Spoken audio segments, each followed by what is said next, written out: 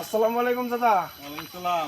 দাদা চাকরি ইন্টারভিউ দিতে যাইতেছি, একটু পরামর্শ দিলে ভালোই তো। এটা খুব সহজ, আত্মবিশ্বাসের সাথে কথা বলবি। ঠিক আছে। যান। আর শোন, যদি জিজ্ঞেস করে যে তোমার সবচেয়ে ভালো দিক কোনটা, তাহলে কি বলবি বলবো? বলবি যে আমি খুব দ্রুত সিদ্ধান্ত নিতে পারি। আচ্ছা।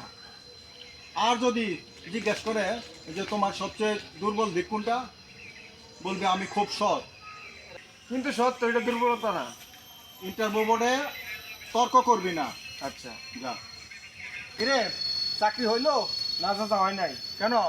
তারা আমার জিজ্ঞেস করলো আমার সবচেয়ে বড় যোগ্যতা কি। হ্যাঁ, তখন আমি কইলাম যে আমি খুব তাড়াতাড়ি সিদ্ধান্ত দিতে পারি, দ্রুত সিদ্ধান্ত দিতে পারি। হ্যাঁ। তখন তারা আমারও বললো যে একটা উদাহরণ দাও। তখন আমি কইলাম যে এই চাকরিটা আমার পছন্দ না। তারপর তারপর ওরা আমার একটা প্রশ্ন করছে যে তোমার সবচেয়ে দুর্বলতা কি। তখন আমি কইলাম যে আমি খুব সৎ। মানে ওরা কইতেছে দুর্বলতা তো এটা কোনো সৎ তো এটা কোনো না, দুর্বলতা না। তখন আমি কইলাম যে আপনার পরামর্শ না আমার কোনো দরকার নেই। তারপর দরজা পর্যন্ত আঁকাই দিল। ও সম্মান করছে আবার। আরে না, সিকিউরিটি দিয়ে আমার গাড় ধাক্কা দিয়ে বের করে দিছে।